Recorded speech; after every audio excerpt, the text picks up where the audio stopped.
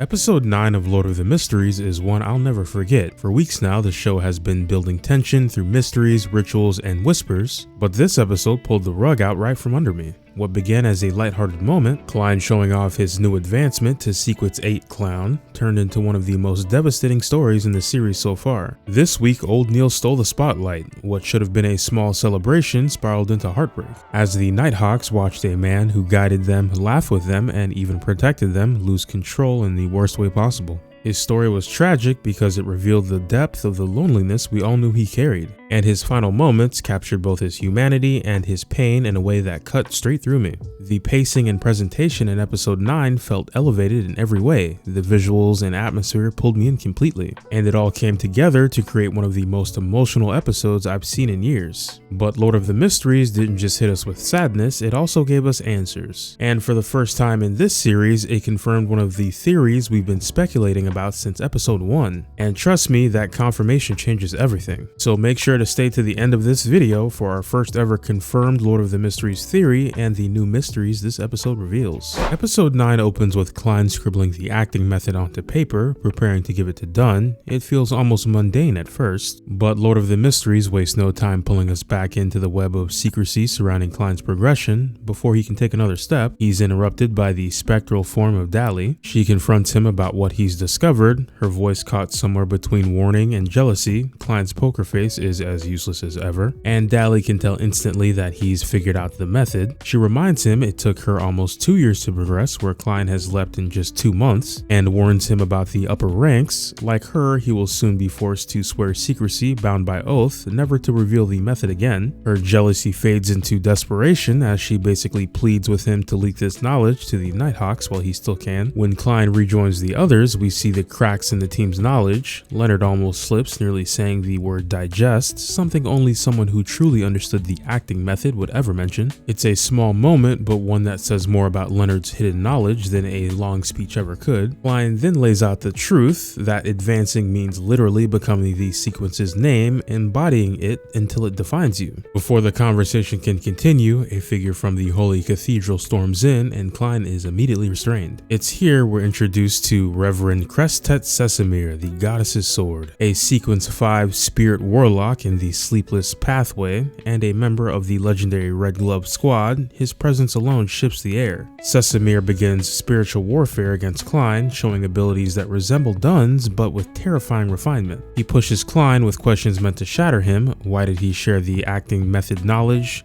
Had he been tempted by an evil god? Had he already fallen into corruption? Klein endures every wave and passes the test flawlessly. The decision is final. Every Nighthawk is now bound by oath to keep the acting method a secret, with the promise of any punishment if it's ever broken. Klein then drinks his potion and officially advances to Sequence 8 Clown. The surge of power is immediate, sharp, almost intoxicating. For a moment, the episode seems like it's going to settle back into normalcy, but shadows were already forming. Old Neil begins to show subtle signs of sickness in spirit vision. Very briefly, Klein notices something eerie. Instead of resting, he surprises everyone with uncharacteristic gestures, offering food and drink, insisting they take time to enjoy themselves. Fast forward, the Nighthawks talk about spending more time with Old Neil, but in the back of my mind, I knew exactly what was coming. These scenes weren't comfort, they were foreshadowing. Neil wasn't going to make it out of this episode. When the truth hits, it hits hard. Old Neil has begun to lose control, his mind fractured by grief, reaches for something impossible, resurrecting his wife Celeste. The tragedy isn't just that he's going berserk, it's that his only motivation is love. Even in the madness, he clings to her memory, to the idea that maybe he could bring her back. The Nighthawks desperately try to contain him. The sealed artifact known as the Peaceful Hair Strands briefly restrains Neil, pulling him out of his fully crazed state, but even then he pleads with them to allow him to continue. It doesn't last. Ultimately, Dunn, his friend for over a decade, is forced to strike the final blow. The scene cuts to black and white, a breathtaking cinematic choice that strips away everything but grief. Neil collapses and the episode closes with the Nighthawks putting their beloved friend to rest. Old Neil, who spent his years joking, guiding, and protecting, finally finds peace in death. What made episode 9 hit so hard wasn't just Old Neil's story, but the way it was presented. Lord of the Mysteries has always looked good, but this episode elevated the series to a whole new level. Every visual choice, every sound cue, every atmosphere shift worked to drag us deeper into both the beauty and the horror of what was happening. The black and white sequence during Neil's final moments was haunting. Stripping away color turned the scene into something almost sacred, like the whole world itself was mourning his death. It forced us to confront the weight of what was happening. Then there was Klein's vision of Neil reuniting with Celeste. It was ethereal, almost dreamlike, and yet it never felt cheap or forced. The art direction here leaned into the gentler side, as if to remind us that even in a world dominated by corruption and madness, there can still be moments of peace. Watching Neil finally reach the woman he'd loved all along was simply beautiful. The horror elements were just as strong. The build-up to Neil losing control was terrifying in its own subtlety. The odd figure appearing next to him in spirit vision, the warped atmosphere of his home, the unease every time he spoke. It felt like we were watching a man unravel second by second. The show's ability to make you feel anxious without loud scares is proof of how carefully this episode was crafted. Even Dunn's role carried weight beyond the obvious. He's always been the stoic captain, but here we finally saw cracks in that image. He was composed when he needed to be, but his grief was still there, lingering in the way he spoke and the way he carried himself after ending Neil's life. His strength came from shouldering both duty and sorrow, and that weight made him feel more human than ever. One detail that really stood out was the use of the peaceful hair strands artifact. Watching it bring Neil back from his berserk state, even if only for a moment, added another layer of tragedy to the scene. It was a reminder that tools and power can only go so far. In the end, the Nighthawks still had to watch their friends slip away. And that brings us to the last thing episode 9 gave us, the spark of new questions. The acting method, Leonard's slip, the Holy Cathedral secrecy,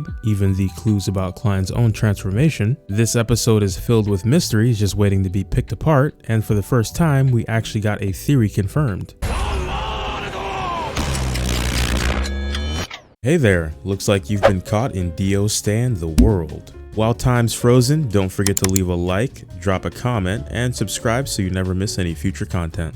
Alright, time's up, back to the video. Episode 9 didn't just break our hearts, it gave us proof. For the first time, one of our earliest theories has officially been confirmed. Klein's personality is being altered by the pathway he chose. This isn't speculation anymore, the episode handed us 2 major points of confirmation, and when you tie it back to episode 3, everything falls into place. The first piece comes directly from Reverend Crestet Sesamir. During his interactions with Klein, he makes it clear that a lower sequence beyonder of the same pathway can send out cries, murmurs, or whispers. Sesamir warns Klein to be extremely careful. If there is an evil lurking in his pathway, its influence could reach him at any moment. That line isn't just a warning for the future, it's foreshadowing, and it sets the stage for everything that happens to Old Neil. Which brings us to the second point, Old Neil's berserk state. On the surface, it looks like a man crumbling under grief, but dig deeper and the truth becomes clearer. Neil wasn't just losing control, he was being fed whispers. Specifically, whispers of the recipe for alchemical life, and those whispers weren't random, they had to be coming from a lower sequence mystery prior, forcing forbidden knowledge into his mind until it consumed him. His attempt to resurrect Celeste wasn't a sudden descent into madness, it was the result of being targeted, manipulated, and broken down piece by piece. And then we get to the final, most definitive proof. One word: Hornacious. It finally hit me while watching this episode. Back in episode 3, when Klein was fighting the Sequence 7 seer, that seer's final words were Hornacious. What does Klein constantly hear echoing in his mind? Hornacious. This is the thread that ties everything together. A low sequence seer is whispering to all others along the pathway, and that effect is undeniable. It's no longer just a theory, this is happening. I've never been more certain about anything in Lord of the Mysteries. So where does that leave us? If whispers are being sent out, who was the one targeting Old Neil? The Evernight Church has always been a target, and Neil was vulnerable. The most likely culprit is a low sequence mystery prior working under one of these secret organizations, deliberately pushing Neil over the edge. But that wasn't the only layer of mystery in this episode. The oath to keep the acting method secret raises another question. Klein wrote it down before he swore the oath. Does that count as breaking it? Is a written record the same as speaking it out loud, or does it somehow slip through the rules? It's a loophole that could come back later, especially if Klein's note falls into the wrong hands. And then there's Leonard. He nearly slipped when he mentioned digesting a potion, something only someone aware of the acting method would know. Why does he have this knowledge? How much much more does he know than he lets on? Episode 9 didn't answer that question, but it reminded us that Leonard isn't just comic relief, he's sitting on secrets, and sooner or later those secrets are going to matter. All of this combines into one truth. Episode 9 wasn't just about losing old Neil, it was about realizing how fragile every step forward really is. We finally have our first confirmed theory, and with it a flood of new questions, and if one of our earliest theories turned out to be right, how many more might be waiting to prove themselves in the episodes ahead? Episode 9 left me thinking less about what comes next and more about what it means to survive in this world at all. Old Neil's death was a tragedy for the Nighthawks, but it also showed us how no amount of power or experience makes you safe from the dangers of a pathway. His story revealed the loneliness that comes with outlasting friends, the temptation of forbidden knowledge, and the thin line between humanity and madness. What makes it harder is that Neil never stopped being himself, even as the whispers pushed him toward the edge, even as he tried to bring back the woman he lost. He never raised a hand against his comrades. That detail is what makes his end so heartbreaking. He carried his humanity until the very last moment. For Klein and us watching, that's a chilling thought. Advancement may open doors, but every step deeper into a sequence means also stepping closer to voices that want to claim you. Old Neil's story is a reminder of just how dangerous those voices can become. Catch you in the next one.